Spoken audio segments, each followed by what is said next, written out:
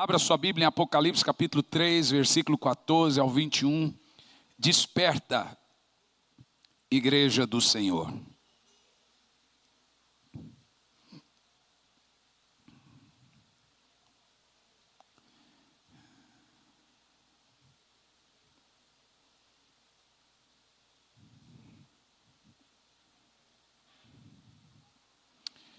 Eu acordei essa semana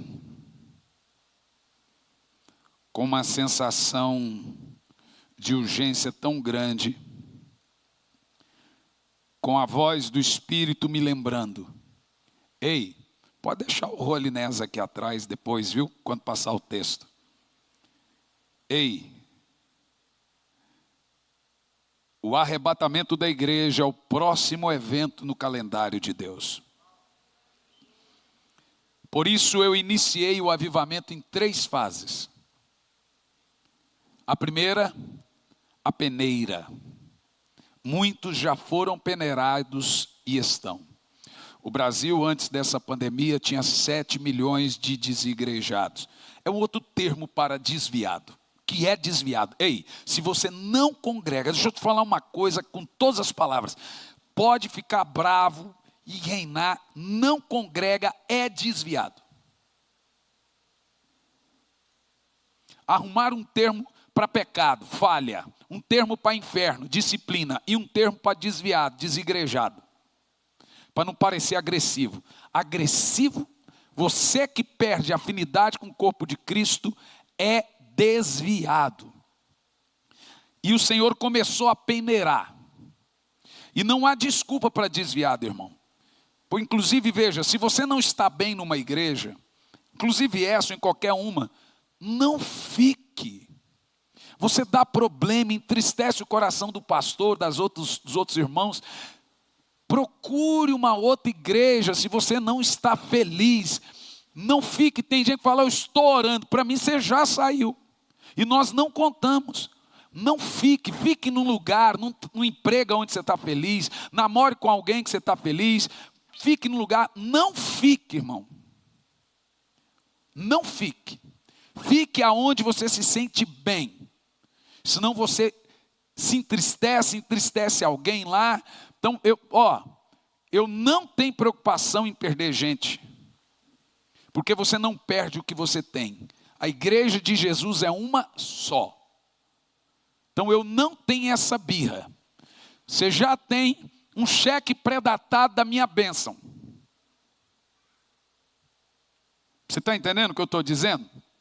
Por que é importante? Porque o desviado, o desigrejado, é o tipo de gente que ficou passando por tanta igreja e não se adaptou, que para ele o problema é sempre a igreja. Que agora ele arrumou ali: não, quer saber de uma coisa? Eu posso ficar em casa. Todo mundo está errado, mas ele está certo. Isso para mim não passa de mais uma peneira do Senhor. A primeira coisa que o Senhor está dizendo é peneirando. Peneirando. E cai a palha. Mas ainda em cima da peneira fica algumas coisas. Você tem que ficar colhendo, tirando com a mão. A segunda fase é a purificação da boa semente, daquele que ficou da peneira. Agora o Senhor começa a purificar-nos, nos moldar. Por isso que Ele tem nos levantado para orar. Porque o arrebatamento vai acontecer logo, gente. É o próximo evento no calendário de Deus. E a purificação é a santidade. Por isso que nós vamos começar pela cruz e pela pia, nos lavando. E a terceira é a visitação. O batismo de fogo. Vamos ler Apocalipse 3, do 14 ao 21. Ao anjo da igreja em Laodiceia escreve: assim declara o Amém. A testemunha fiel e verdadeira, o soberano da criação de Deus. Conheço as tuas obras, sei que não és frio e nem quente. Antes, texto anterior, antes fosses frio ou quente. E por esse motivo, porque és morno e não és frio nem quente, estou a ponto de vomitar-te da minha boca. E ainda dizes: estou rico, conquistei muitas riquezas, não preciso de mais nada. Isso é o retrato do crente que é abençoado financeiramente falando, ou de igrejas poderosíssimas que têm números, volume. E o Senhor está dizendo: contudo não reconheces que és miserável, digno de compaixão, pobre, cego e nu. O que é essa nudez que a Bíblia fala que nos faz pobre? Em Apocalipse capítulo 19, põe na tela a partir do versículo 6, 7 e 8, nós vamos entender por que parte da igreja está pobre, cego e nu. A pobreza, preste muita atenção, toda vez que você sonha com roupa, é a sua condição no reino espiritual. Se você sonhar que você está pelado, é porque você está nu diante de Deus. Se você sonhar que você está parte pelado, é porque você está parte nu diante de Deus. Eu não posso sonhar com gente pelada. Eu tenho uns amigos meus que eu sonho com eles estão pelados. Uma vez eu sonhei com um pastor amigo meu, e ele ia para o culto e pregava pelado.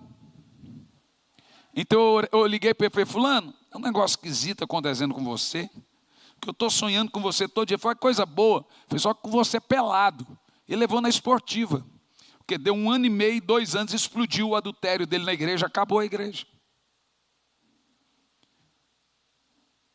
Houve um tempo na minha vida que a minha vida espiritual não estava boa. Então eu sonhava que eu subia para pregar sem camisa, ou só de camisa e de cueca. Imagina que visão do inferno.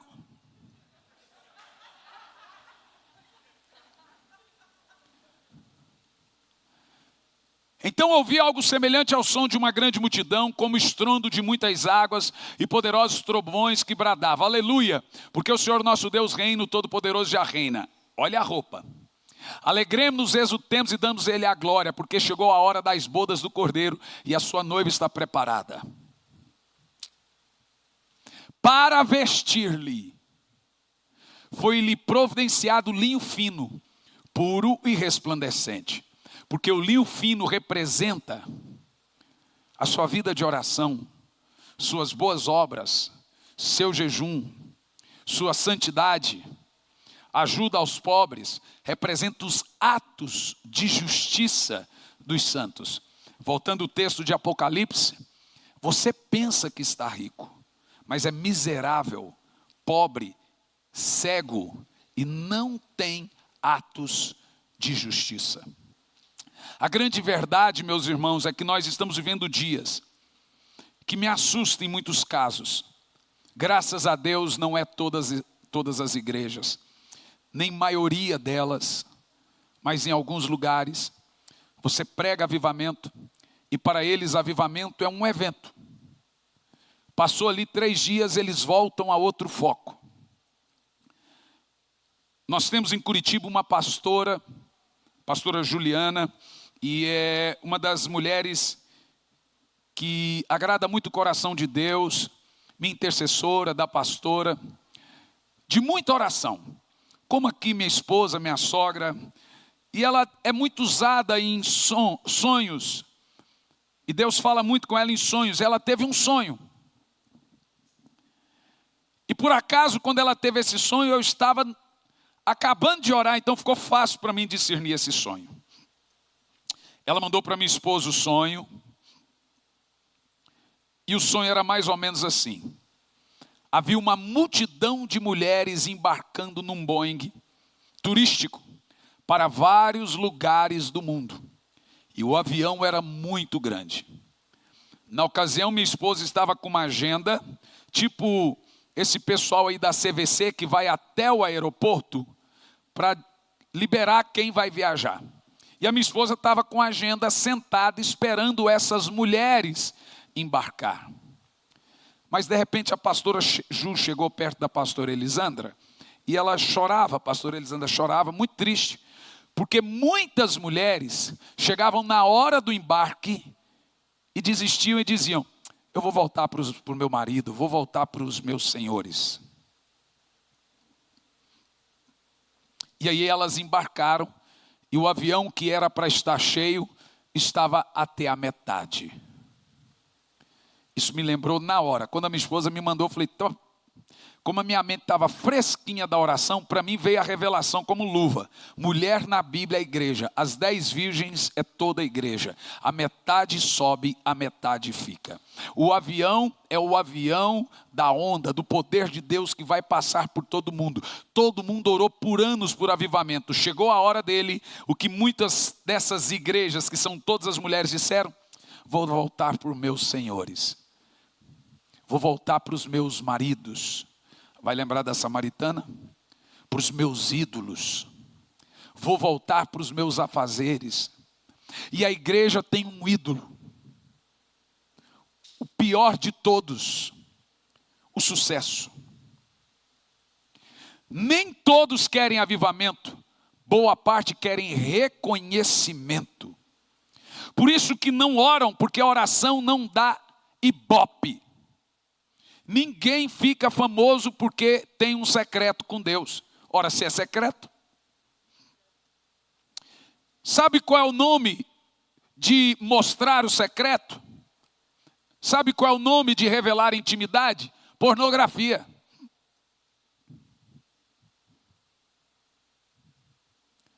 Então não dá ibope revelar o secreto, não dá ibope orar. A mulher que estava assentada com a agenda na mão, representa o Espírito Santo. A agenda, ali estava, arrebatamento. Por isso que ele enviou, na hora tinha acabado de receber a mensagem. Por isso que eu enviei o avivamento em 3 fases. Porque o arrebatamento é o próximo evento no calendário de Deus. Nós vamos viver um avivamento tão poderoso, que é ele que vai arrebatar a igreja. Mas infelizmente isso soa longe. Muita coisa soava longe para nós, mas já é uma realidade. Já é uma realidade. O 5G está proporcionando o metaverso. Quando você assistiu Matrix, você falou, isso é coisa de doido, pois o metaverso já é a Matrix. Nós já temos agora androides com aparência de homens, de seres humanos. No Japão e agora também na Europa já tem carros voadores. Já é uma realidade hoje. Nós avançamos em 2 anos com uma agenda de 50. Nós estamos rápidos e acelerados. Mas a igreja, quando chegou a hora do avivamento, na hora de embarcar, o que ela disse? Vou voltar para os meus programas. Eu tenho senhores, muitos sucessos. A igreja, ela está cheia de coisas. Eu me lembro há muitos anos atrás, eu preguei uma mensagem, eu acho que eu tinha uns 18 anos de idade e nunca mais eu esqueci. Imagina você, 19, eu estava casado, recém-casado, fui pregar numa conferência de missões, que a minha esposa tem uma secretária do lar.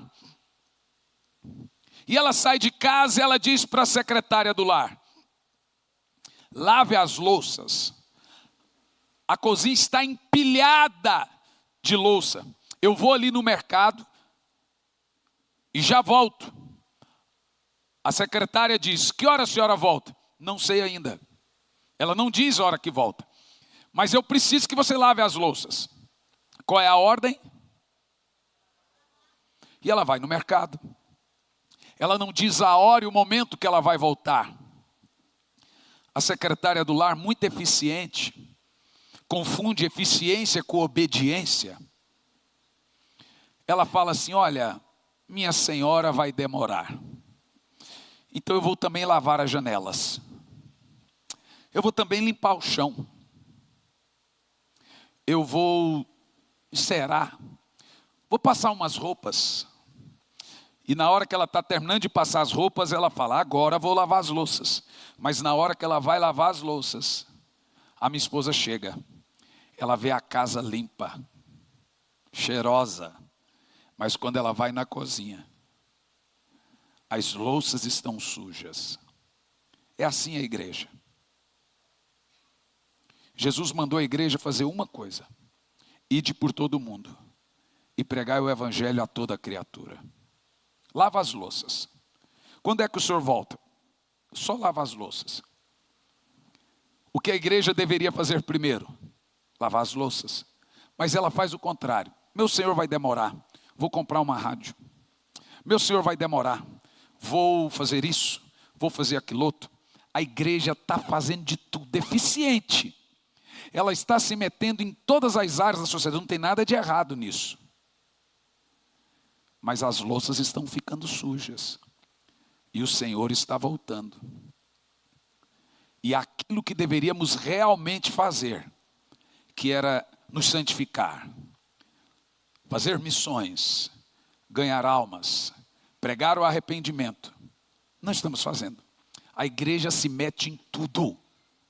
Agora é coach, é constelação, é psicologia, é ciência, é tudo que você imagina está dentro da igreja.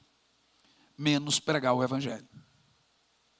As louças continuam sujas. Essa é uma igreja eficiente, porém desobediente. Tem fama de que está viva, mas está morta.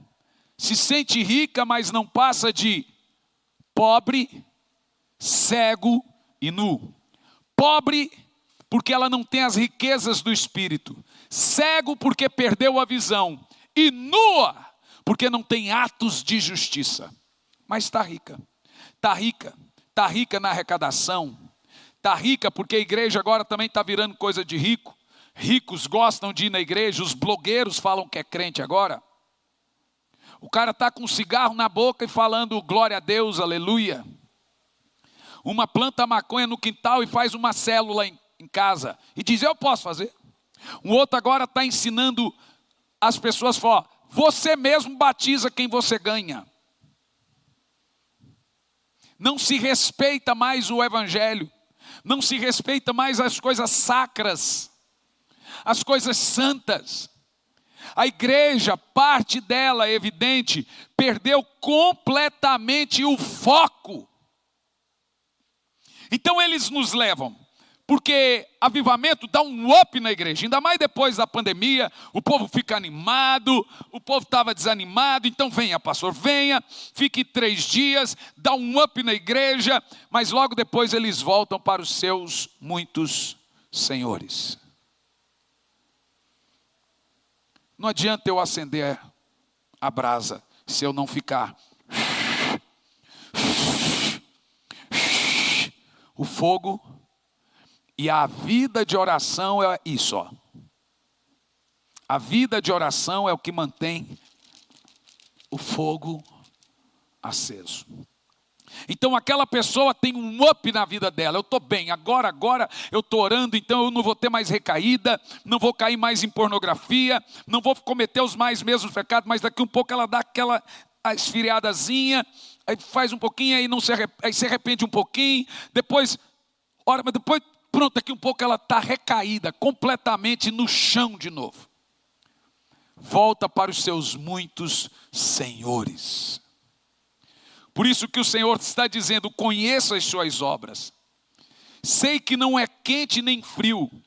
Ela sente o poder de Deus. Mas também não sente. Mas chora. Mas não chora. Não é pau e não é pedra. É a igreja de nossos dias. Por esse motivo, que és morno, não és frio e nem quente, estou a ponto de vomitar-te da minha boca. No verso 19, eu repreendo e corrijo a todos quanto amo. Sê, pois, diligente. E a palavra é, e arrependa-te. Temos um profeta no recinto. Preste muita atenção. Nesse capítulo que nós acabamos de ler, João escreve através da revelação. O Senhor fala e João só transcreve. Uma carta para 3 igrejas, Sardes, Filadélfia e Laodiceia. Uma curiosidade muito importante, o número 7 explícito, 54 vezes no livro do Apocalipse, lembra do candelabro que lá é o candeeiro, os 7 Espíritos de Deus, que também representa as 7 igrejas. esse número 7, que está explícito por 54 vezes no livro do Apocalipse, como as 7 igrejas, 7 espíritos, 7 selos, 7 trombetas, 7 taças, etc. Nós temos várias explicações com as 7 bem-aventuranças, 7 referências à palavra de Deus, 7 vezes a referência Deus Todo-Poderoso. Basicamente, o número 7 no Apocalipse, ele representa uma totalidade, em outras palavras, algo como um todo. Falou 7, não tem nada a mais que 7. 7 é o tudo. Então, 7 igrejas é toda a igreja. 7 Espíritos de Deus é o Espírito Santo, é tudo que compõe Deus. Esse é o contexto do número 7. É o inteiro. É como uma barra de chocolate em 7 pedacinhos. Toda a barra tem 7. Então, toda a barra é 7. É o todo, é tudo que existe, é o 7, é o completo. Sendo assim, nós podemos dizer que a carta do Senhor para as 7 igrejas do Apocalipse é aplicada para as 7 igrejas, ou seja, toda a sua totalidade de igreja. Vamos ver uma coisa interessante.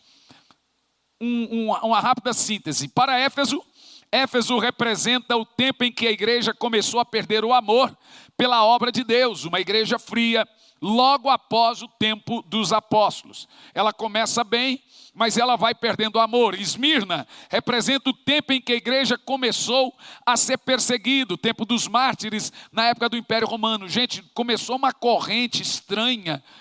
Já estão entrando dentro da igreja, matando pessoas, invadiram agora uma igreja católica, e tá todo dia, começou agora uma corrente aversa de radicais contra o cristianismo.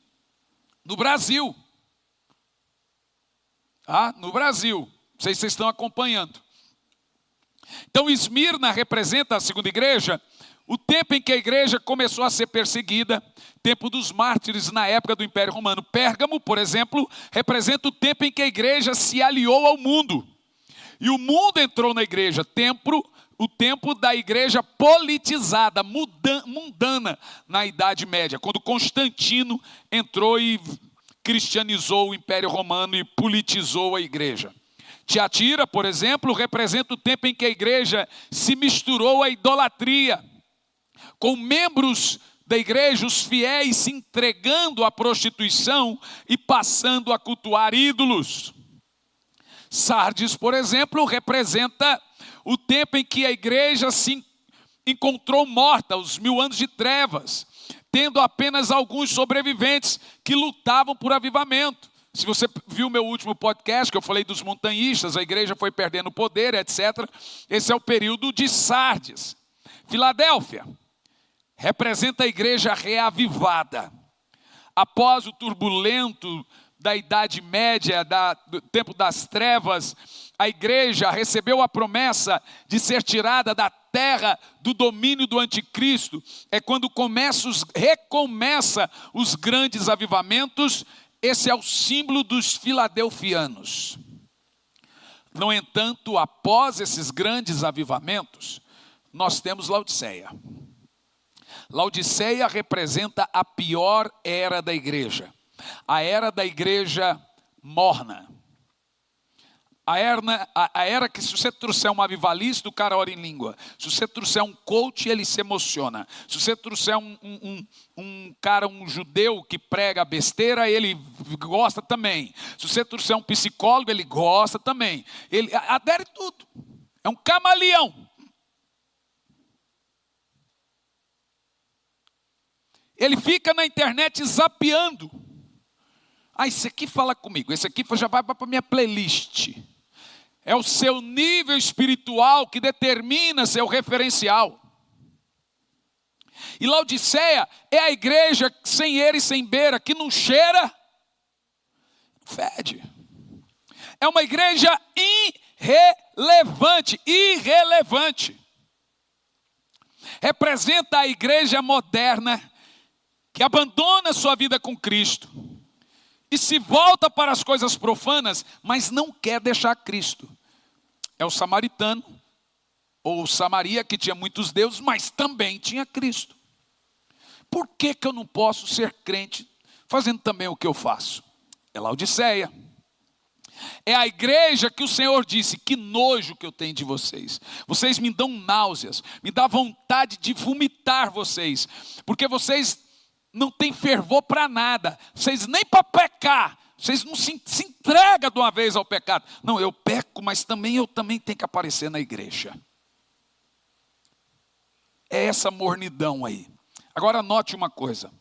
Na atualidade, hoje, nós encontramos duas espécies de igreja habitando no mesmo momento. A igreja de Laodiceia e Filadélfia. Olha que interessante. Na atual conjuntura desta era que nós estamos, nós temos ao mesmo tempo a igreja de Laodiceia e a igreja de Filadélfia. E nós precisamos ter a responsabilidade de buscarmos o fervor filadelfiano. Sermos Filadélfia. Porque a única igreja que será arrebatada é a de Filadélfia. A de Laodiceia é vomitada. Então nós precisamos lutar para não nos tornarmos de Laodiceia. Significa que você está me ouvindo.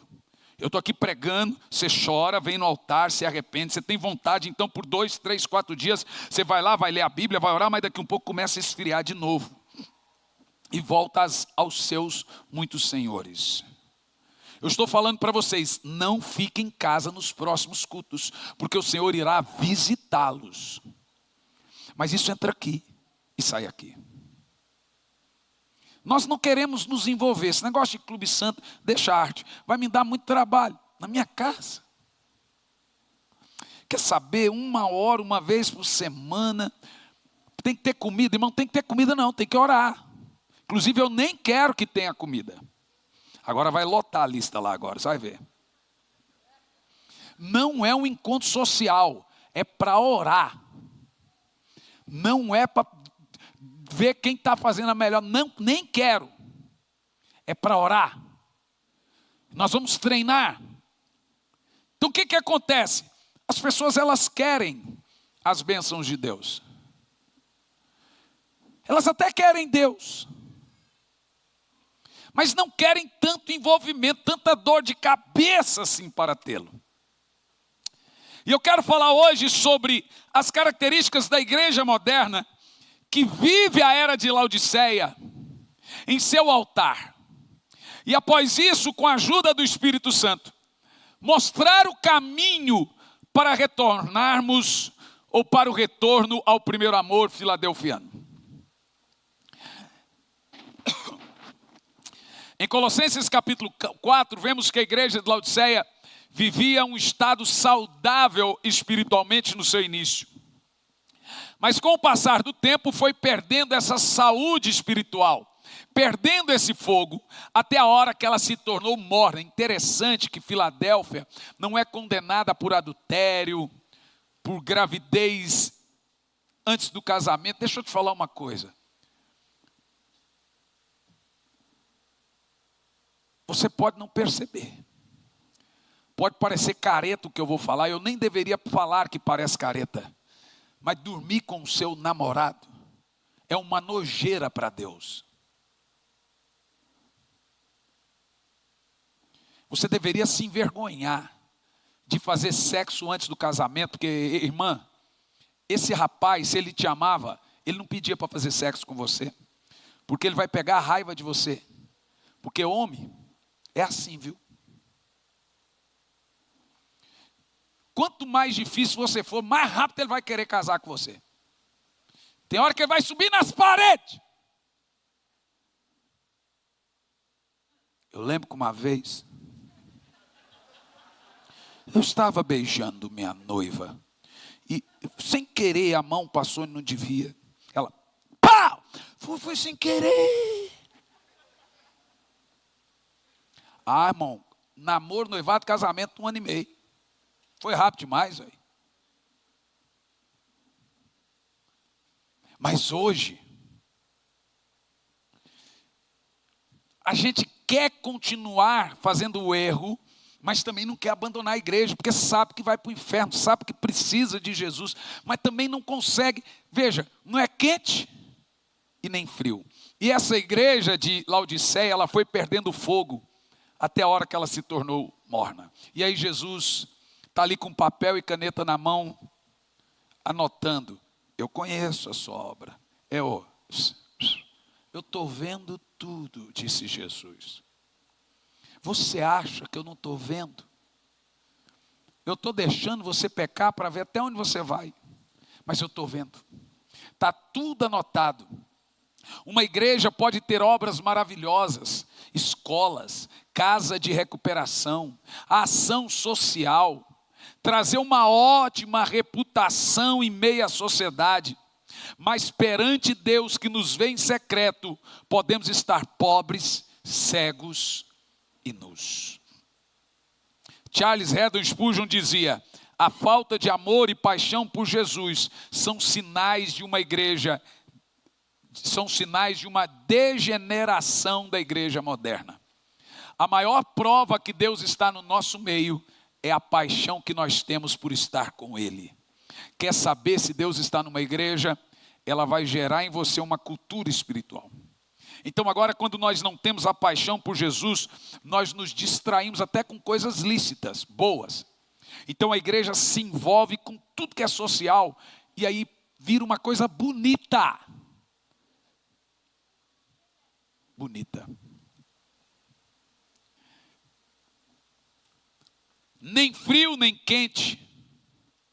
A igreja de Laodiceia iam à igreja, oravam na igreja, cantavam louvores ao Senhor, mas fora da igreja eram mundanos.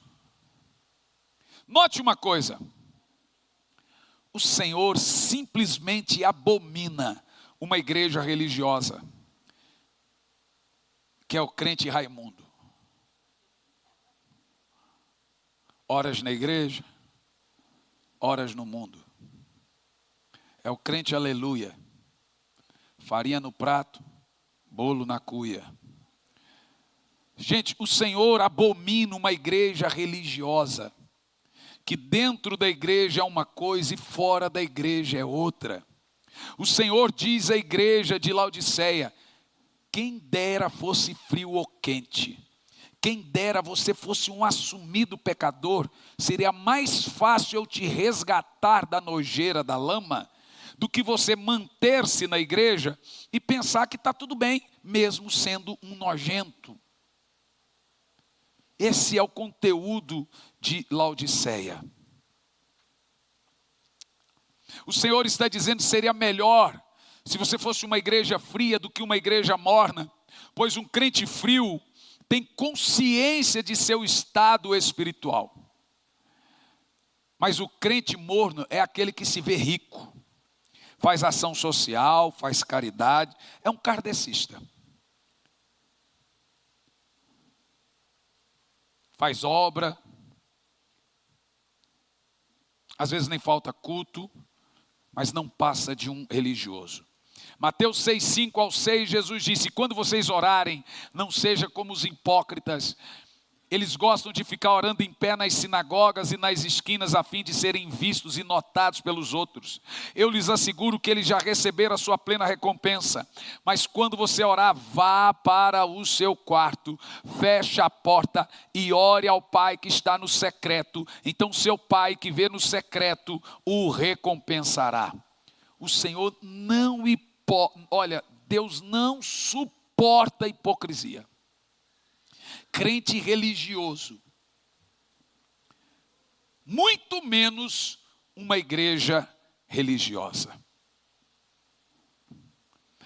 É mais difícil avivar um crente morno do que um crente frio. É mais fácil lidar com um pecador confesso do que com um religioso que fala: eu faço minhas orações, Deus conhece meu coração, e quem é você para julgar? O frio nos incomoda, nos faz tremer. É preciso pôr muita roupa para suportar o frio. Mas aquele banho morno não nos afeta, não cheira nem fede, não nos incomoda, nos deixa confortável. Comida morna, gente, é horrível. A fria ainda vai, mas a morna não. Muitos querem agradar a Deus e ao diabo ao mesmo tempo. Muitos de nós queremos ter experiências com Deus, mas continuamos a ter uma vida perversa e pregressa ao pecado. Experiência é aquilo que nós adquirimos com Deus por meio de muito tempo e muito esforço. Experiência no trabalho é anos. Experiência como pai é anos. Experiência com Deus também é a prática que leva a... O que é experiência com Deus? O irmão ali é experiente com Deus. Ele passou a ter uma vida de prática com Deus. Em outras palavras, você não tem experiência naquilo que não tem tempo. É com tempo que você tem experiência no seu trabalho. É com tempo que você tem experiência como pai. Pai fresco não tem experiência, está passando um lá no fundo da igreja, pai fresco. E você pode ter certeza que eles ficam sem dormir.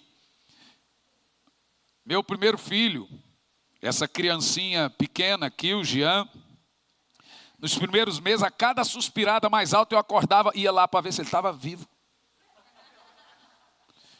E eu pegava a criança, aí eu falava, gente, deixa a criança dormir. Eu não deixava a criança em paz. Ou é só eu, todo mundo. Então toda hora eu pegava, deixa a criança em paz. O quê? Falta o quê? Experiência. A gente diz que o segundo a gente larga. Não é que a gente larga, o segundo a gente tem experiência. O segundo é menos mimado. O segundo não tem tanta barda. O segundo fala, a senhora ama mais. Não é que ama mais, é que o mais velho você não tinha experiência. Mas quando vem o segundo, você vai largando mais mão. Experiência gasta tempo. E o povo hoje não quer ter uma experiência com Deus, porque vai demandar. Vai demandar leitura, vai demandar oração, vai demandar culto, vai demandar tempo com Deus. Nós jamais teremos experiência com Deus se não gastarmos tempo e esforço para termos. E vai por mim. Você não deve gostar do pecado que lhe aflige. Tem vários tipos de pecador.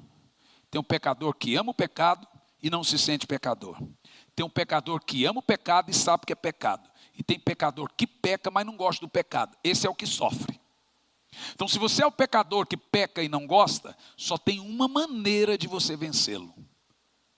Experiência com Deus. Você precisa nascer de novo. Você precisa de ter um novo coração. E isso demanda tempo.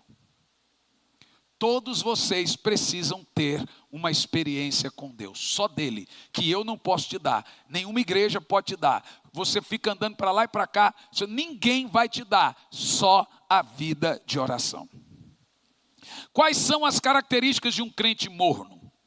Ixi, ai pastor, eu cheguei na igreja tão bem hoje, vou sair mais ruim. Provável. É provável.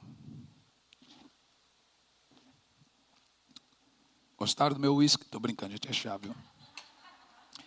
Características de um crente morno, de uma igreja morna. Primeira, vamos lá. Religiosa. A mente de Lúcifer entra dentro da mente dele, faz ele se sentir demasiado importante ou crente, mesmo frio. Como você pode estar bem com Deus se você não tem vontade de orar? Tem como isso? Me explica. Mas o religioso pensa, Deus conhece meu coração, eu estou bem, eu estou bem, eu estou bem. Será? Não tem como. Em Apocalipse 3,15 diz, conheça as tuas obras, sei que não é frio nem quente, embora fosses quente ou frio. Uma igreja religiosa é aquela que na sociedade se mostra uma igreja espiritual. Gente, no Instagram toda igreja está em avivamento. Toda igreja no Instagram está vivendo um poderoso avivamento. Vai lá para ver. Vai lá e vê se aquele povo é de oração. Vai lá e vê se ele prega arrependimento. Vai lá e vê se tem arrependimento. Mas eles pegam as melhores fotos. Eu prego aí pelo mundo. Teve igrejas que eu fui pregar. É evidente que é a minoria da minoria. Que são igrejas muito boas de multimídia. Que a geração hoje inevitável tem que ser. E é tão assustador que eles metem um ponto no seu ouvido agora. E fala assim, pastor, nós vamos dirigir você, como se fosse um filme, um teatro. Agora o senhor dá um passo para frente. Agora dá um passo para trás. Agora o senhor vai para a esquerda. Aqui. Agora vai para a direita. Agora levanta a mão que o rapaz vai tirar foto. Agora fecha o olho. Agora finge que o senhor está chorando. A hora que falou isso, eu falei, o quê? Virou um teatro? Eu até entendo que tem uma câmera filmando para programa de televisão, e o baixista vai para lá, agora vai para lá. Até entendo que está ali, mas agora fecha o olho, porque isso vai para o Instagram, agora levanta a mão. Não, gente, o que é isso? Que mundo virou a igreja? É um avivamento híbrido, teatral. Então, eles pegam uma, duas, ou o que está chorando ali, pau, joga na internet e falam, nossa, essa igreja deve ser boa. Ela tem reputação de quem está vivo. Ela tem fama. Mas diante de Deus, ela está pobre, cego e nu. Segunda característica, autossuficiência. Apocalipse 3,17, ainda dizes, estou rico, conquistei muitas riquezas e não preciso de mais nada. E o Senhor diz, contudo, não reconheces. Quer dizer, não reconhece porque não consegue ver. Eu não consigo ver. Não reconheces que és miserável, digno de compaixão, pobre, cego e nu. Jonathan Edwards disse, o pastor que não ora é digno de pena. E o povo do pastor que não ora é digno de tremenda compaixão.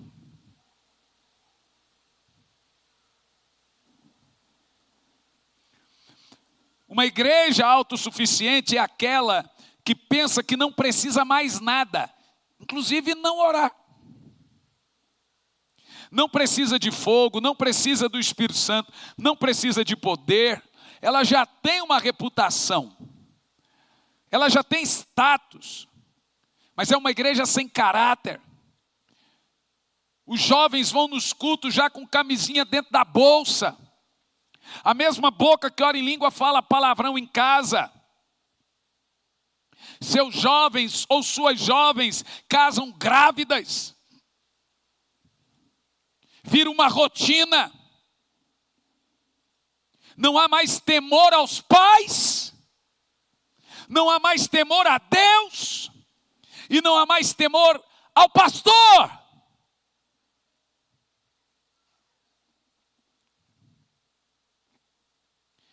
O que importa é o status, a aparência. Reputação é o que os outros dizem de mim. Mas caráter é o que Deus diz de mim. Reputação é o que as pessoas dirão de mim no meu funeral. Caráter é o que Deus dirá de mim no juízo final. Terceiro sinal de um crente ou uma igreja morna: afastamento de Deus. Apocalipse 3:20, eis que estou à porta e bato. Se alguém abrir, ouvir a minha voz e abrir a porta, entrarei em sua casa, cearei com ele e ele comigo. Abra sua porta e põe um holiness, um altar para Deus na sua casa. Eu vou dizer uma frase muito pesada. O Senhor diz, eu me afasto da igreja e do crente morno. Olha para mim, o Senhor simplesmente se afasta do crente e da igreja morna. Oséias 5:15 diz assim, então, Oséias 5:15, então retornarei ao meu lugar até que eles, eu vou ler esse texto junto. Então retornarei ao meu lugar até que eles reconheçam todo o mal que cometeram e que são culpados, e então busquem a minha face. Se afastou. É certo que debaixo de grande aflição, eles me buscarão desesperadamente com todo fervor. Meu Deus, para que ter fervor só na hora da aflição? Não precisava doer.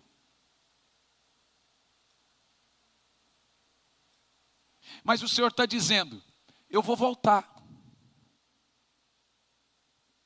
Porque eles vão ter problemas familiares, a doença vai abater na família deles, e não é eu que estou mandando não, eles se afastaram de mim, estão vivendo à mercê da vida. Nada vai dar certo na vida deles, e quando estiverem em meio a grande aflição, eles vão me buscar. Mas vão me buscar fervorosamente, e diz, então eu retornarei ao meu lugar. Irmão, precisa você sofrer para buscar o Senhor fervorosamente? Não precisa. Não precisa. O Senhor se afasta até que a igreja volte-se para Ele desesperadamente. Então o Senhor retorna e reacende a chama que estava ou apagada ou morna. Os perigos de uma igreja morna ou de um crente morno. Primeiro, é rejeitada por Deus. O Senhor diz em Apocalipse 3:16, estou a ponto de vomitar-te da minha boca. Para ser vomitada por Deus, a igreja precisa estar dentro de Deus.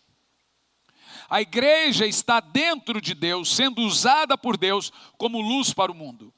Mas quando ela está morna, despreza Deus. Ela despreza, ela gosta de Deus, mas ela despreza Deus. O Senhor tira ela de dentro dele. Vomita essa igreja e deixa de usá-la, rejeitando-a. Quando uma igreja está morna, Deus não fala mais através dela. Quando uma igreja está morna, Deus está com a boca aberta. Vomita. Ela prega, mas não é boca de Deus. Ela pode pregar santidade, mas ninguém fica santo. Ela pode até pregar arrependimento, mas ninguém se arrepende. Porque a palavra de Deus nessa boca não é palavra de Deus. Foi vomitado. Em Apocalipse 1,16 diz, tinha em sua mão direita 7 estrelas, são os pastores, e da sua boca saía uma espada de 2 gumes afiadas, que é a própria palavra de Deus, Hebreus 4, 12 e 13. Seu rosto era como o próprio sol quando brilha em todo o seu resplendor. A Bíblia diz que as 7 estrelas, representa todos os pastores, ela tem na sua boca uma espada afiada. Põe para mim Hebreus 4 e 12. Todo pastor tem que ter uma espada afiada na boca. Agora, o que a espada faz? Hebreus 4 e 12. Vamos ler bem alto. Porque a palavra de Deus é viva e eficaz, mais cortante que espada de 2 gumes, capaz de penetrar ao ponto de dividir a alma e o espírito, juntas e medulas, e é sensível para perceber os pensamentos e intenção do coração. Então a palavra de Deus que sai da boca dessas estrelas, ou homens de Deus, diz aqui, tinha na sua mão direita 7 estrelas, Apocalipse 1,16, e da boca desses homens de Deus saiu uma espada de 2 gumes. O que a espada de 2 gumes faz? Corta, discerne corações e revela intenções de corações. O que deve sair da boca de um homem de Deus é para lhe confrontar. A palavra de Deus é algo que corta, é uma espada, não uma almofada.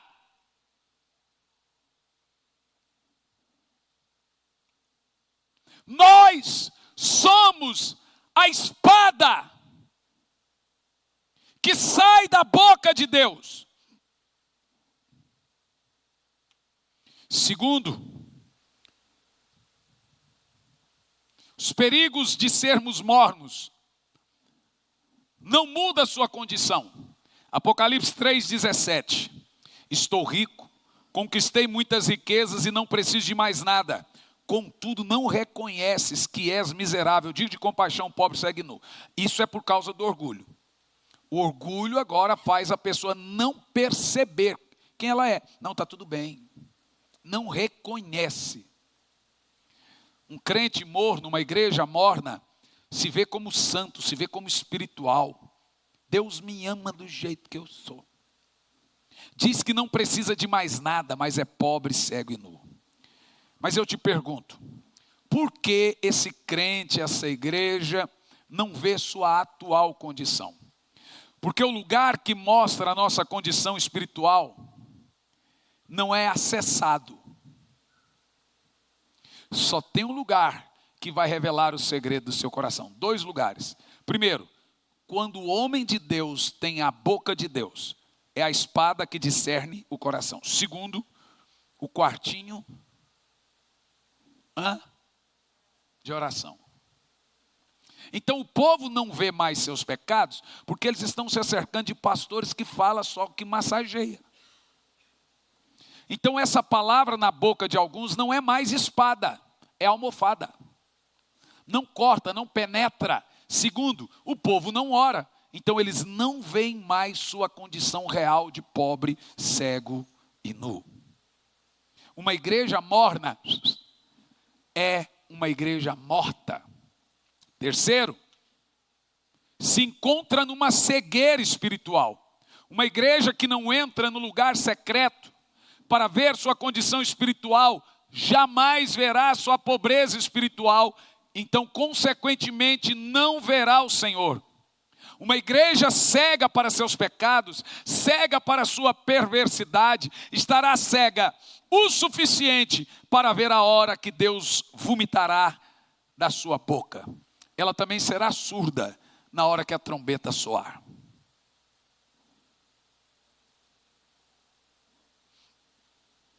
Em quarto, deixa de vencer.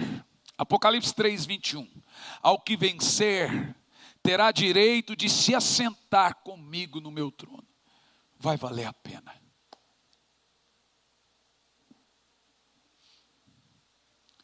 Irmão, nem sempre eu estou bem. Hoje é um dia que eu estou cansado. Mas eu sei que dormir, logo eu estou bem. Amanhã eu teria podcast, cancelei, vou tirar o dia amanhã para ficar que eu viajo à noite, para ficar com a família em casa descansando. Eu preciso redobrar as energias. Mas você pode pensar, nossa, o pastor está sempre animado e para lá, para cá. Não, tem vezes que eu vou para a cruz e choro sozinho. Falo, Senhor, eu não sei se eu vou dar conta. E eu falo, Senhor, vai valer a pena. Essa me veio na mente agora. Senhor, é um peso muito grande nas minhas costas. Hoje, a hora que eu fui embarcar,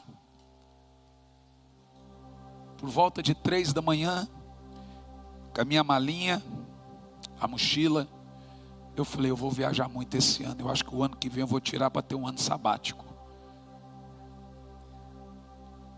Veio desse lado da mente. No outro lado disse assim, repreende. Você quer descanso? Eu posso te levar, você vai descansar muito. Falei, não senhor, está de boa, eu entendo. Mas tem hora que eu ponho ali a minha toalha, que eu sou muito ranhento.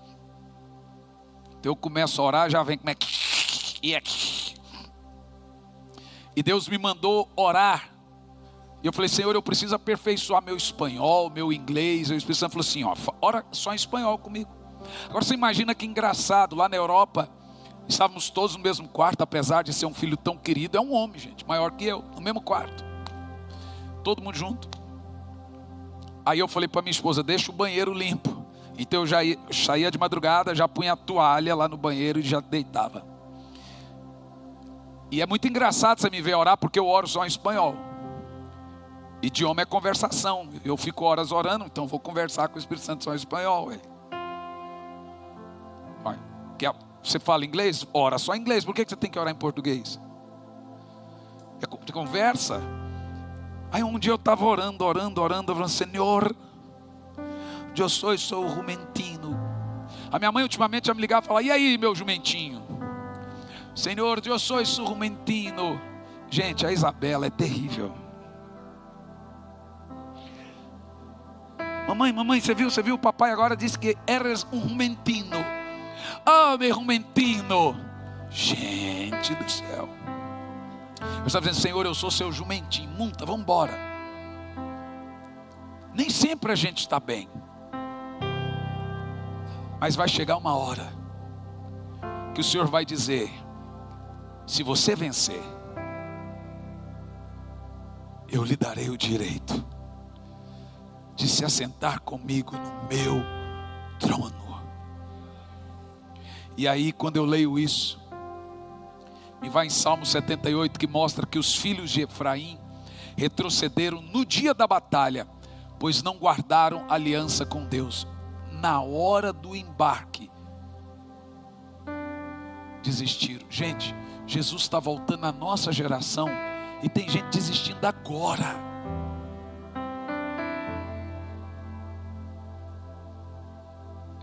Mas o Senhor está dizendo: se você perseverar até o fim, eu vou deixar você se assentar comigo no meu trono. E quando nós chegarmos lá, você vai dizer: meu Deus, como valeu a pena.